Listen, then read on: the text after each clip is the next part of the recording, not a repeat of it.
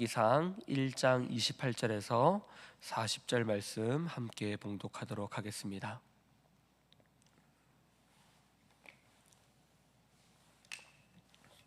우리 함께 봉독하도록 하겠습니다. 다윗 왕이 명령하여 이르되 밧세바를 내 앞으로 부르라 하매 그가 왕의 앞으로 들어가 그 앞에 서는지라. 왕이 이르되 내 생명을 모든 환난에서 구하신 여호와께서 살아계심을 두고 맹세하노라. 내가 이전에 이스라엘의 하나님 여호와를 가리켜 내게 맹세하여 이르기를 내 아들 솔로몬이 반드시 나를 이어 왕이 되고 나를 대신하여 내 왕위에 앉으리라 하였으니 내가 오늘 그대로 행하리라. 밧세바가 얼굴을 땅에 대고 절하며 내 주 다윗 왕은 만세수를 하옵소서 하니라. 다윗 왕이 이르되 제사장 사독과 선지자 나단과 여호야다의 아들 브나야를 내 앞으로 부르라 하니 그들이 왕 앞에 이른지라. 왕이 그들에게 이르되 너희는 너희 주의 신하들을 데리고 내 아들 솔로몬을 내 노새에 태우고 기온으로 인도하여 내려가고 거기서 제사장 사독과 선지자 나단은 그에게 기름을 부어 이스라엘 왕으로 삼고 너희는 뿔나팔을 불며 솔로몬 왕은 만세수를 하옵소서 하고 그를 따라 올라오라. 그가 와서 내 왕위에 앉아 나를 대신하여 왕이 되리라. 내가 그를 세워 이스라엘과 유다의 통치자로 지명하였느니라. 여호야다의 아들 브나야가 왕께 대답하여 이르되 아멘. 내 주 왕의 하나님 여호와께서도 이렇게 말씀하시기를 원하오며 또 여호와께서 내 주 왕과 함께 계심 같이 솔로몬과 함께 계셔서 그의 왕위를 내 주 다윗 왕의 왕위보다 더 크게 하시기를 원하나이다 하니라. 제사장 사독과 선지자 나단과 여호야다의 아들 브나야와 그렛 사람과 블레셋 사람이 내려 솔로몬 왕을 다윗 왕의 노새에 태우고 인도하여 기온으로 가서 제사장 사독이 성막 가운데서 기름 담은 뿔을 가져다가 솔로몬에게 기름을 부으니 이에 뿔나팔을 불고 모든 백성이 솔로몬 왕은 만세수를 하옵소서 하니라. 모든 백성이 그를 따라 올라와서 피리를 불며 크게 즐거워함으로 땅이 그들의 소리로 말미암아 갈라질 듯 하니. 아멘. 계속해서 열왕기상의 말씀 가운데 솔로몬 왕이 왕위에 오르는 이야기에 대해서 함께 살펴보고 있습니다. 본문의 이야기는 이렇습니다. 다윗 왕도 이제 나이가 들어서 연로하게 되고 기력이 쇠하게 됩니다. 그래서 이제 다음 왕이 세워지게 되는데 다윗 왕이 연로한 모습을 보고 다윗의 아들 중에 핫깃의 아들 아도니아가 이제 내가 왕위를 물려받겠다라는 생각을 가지고 스스로 왕이 되려고 합니다. 아도니아가 그렇게 생각했던 것은 왕위를 물려받는 순서가 자신의 차례였기 때문입니다. 자기의 앞선 형들은 이런저런 이유 때문에 그 왕위를 물려받지 못하게 되었고 이제 순서상 서열상 자신이 그 왕위를 받는 것이 합당하다라고 본인 스스로가 생각하여서 왕위를 스스로가 얻으려고 합니다. 그래서 그 움직임들을 하는 가운데 나단 선지자가 그것을 알게 되고 나단 선지자는 밧세바에게 찾아가서 하나님께서 세우고자 하셨던 왕은 솔로몬이었는데 아도니아가 저렇게 하고 있는 것을 밧세바에게 알지 못합니까? 당장 지금 솔로몬을 왕으로 세워야 합니다라는 말을 하게 됩니다.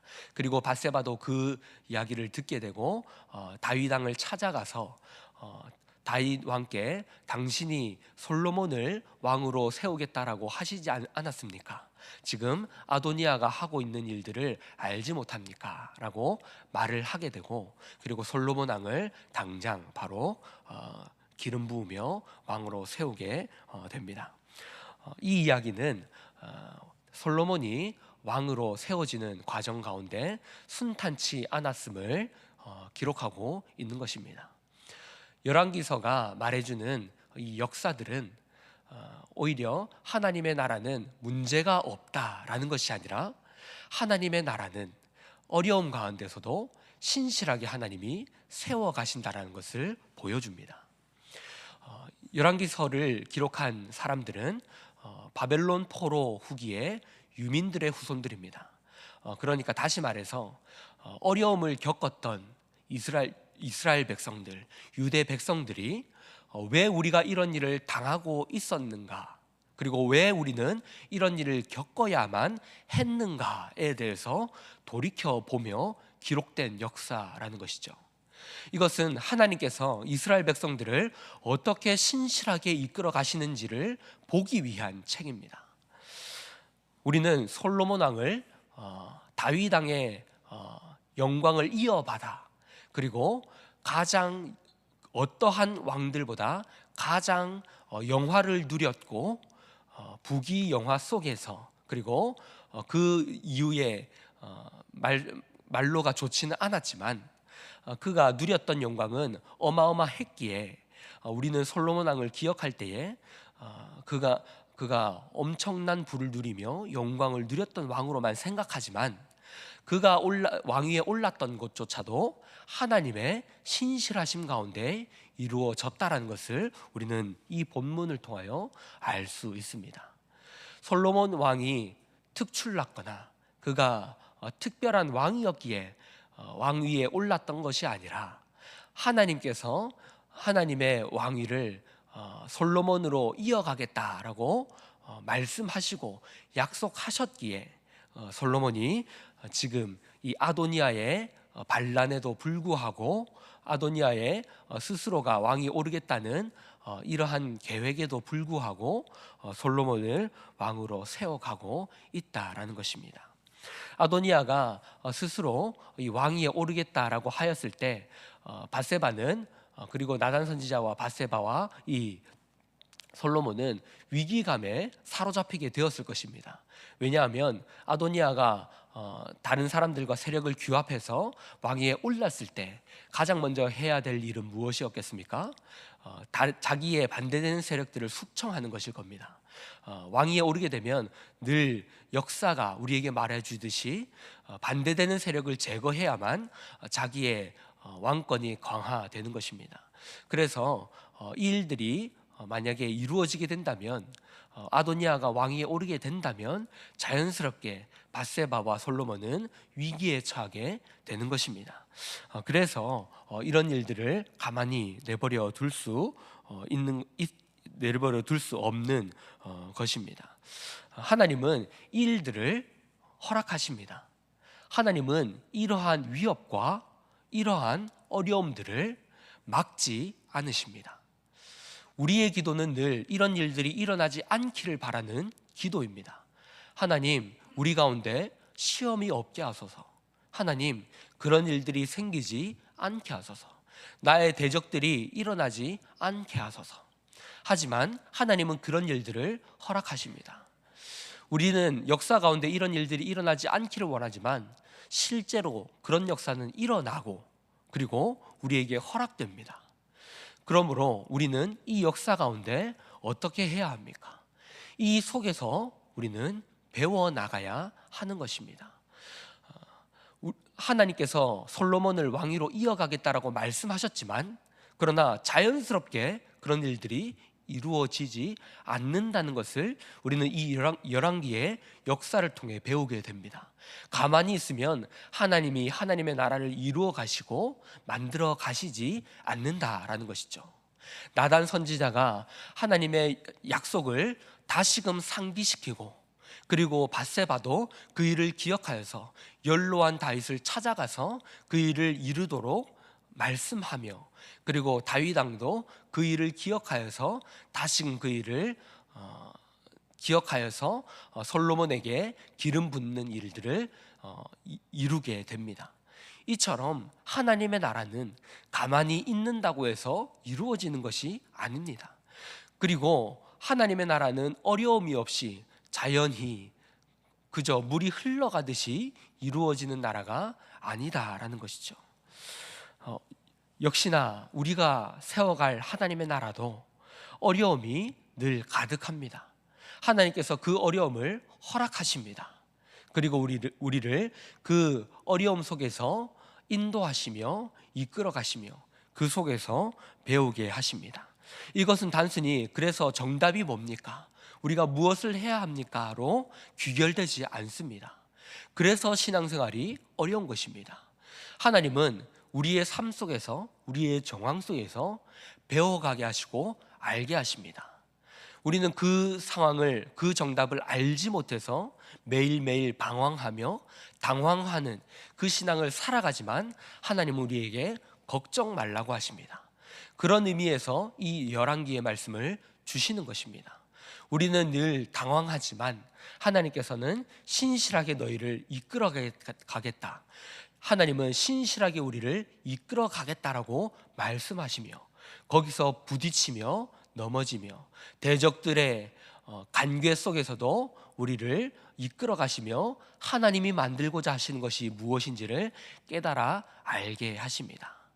우리는 하나님의 신실하심 속에서 하나님의 나라가 이루어진다는 것을 기억해야 합니다.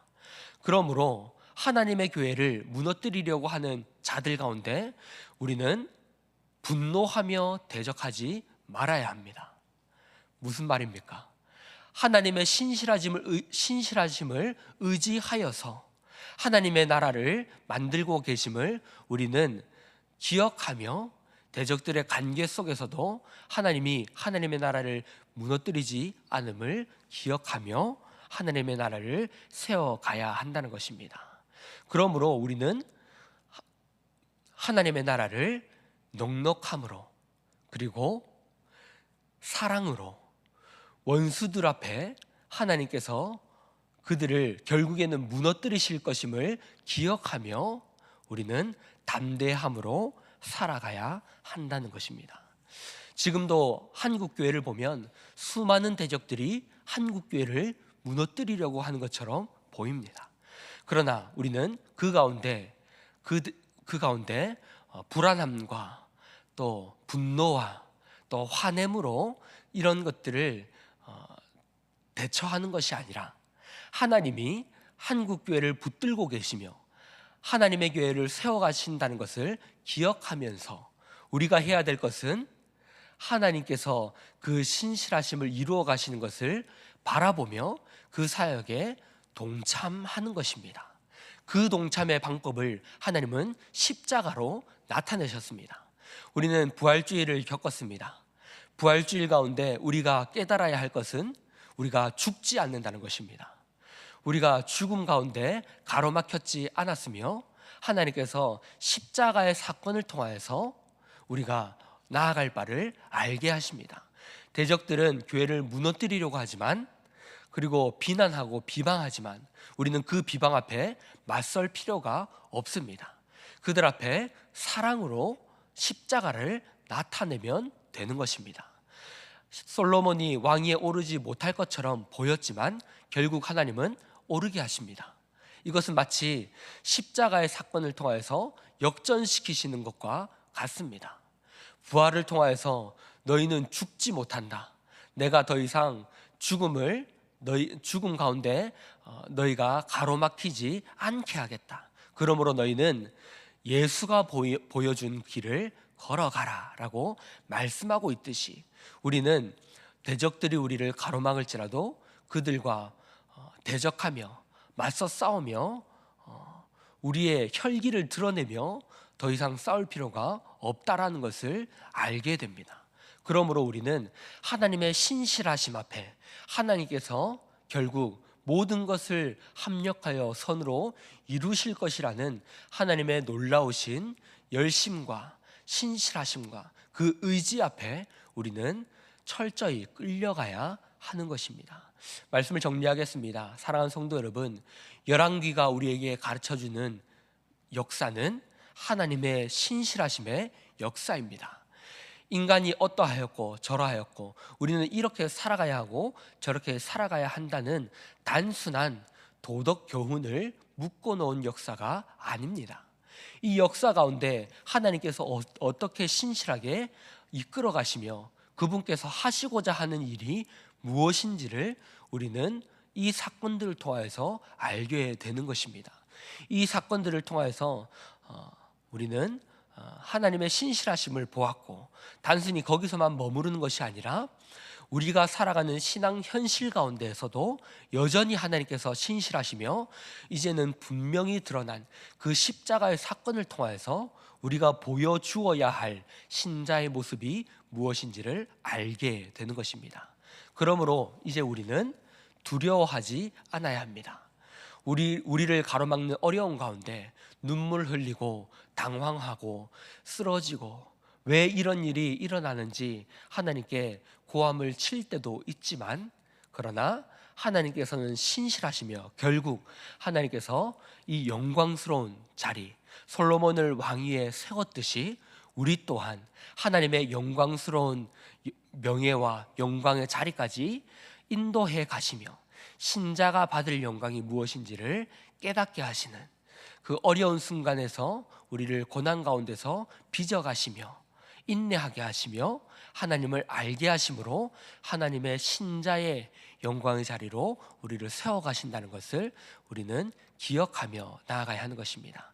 저와 여러분이 이 말씀을 통하여서 신실하신 하나님을 의지하고 나의 삶 가운데서 하나님께서 빚어가시는, 만들어가시는 그 영광을 바라보며 살아가실 수 있기를 주님의 이름으로 축복합니다. 우리 말씀을 기억하면서 함께 기도하도록 하겠습니다. 신실하신 하나님을 신뢰하며 오늘도 오직 믿음으로 살아가는 저와 여러분이 될 수 있기를 우리 함께 기도하며 나아갑시다. 또 앞에 보이시는 기도 제목과 개인의 기도 제목으로 기도하신 후에 돌아가도록 하겠습니다. 기도하겠습니다.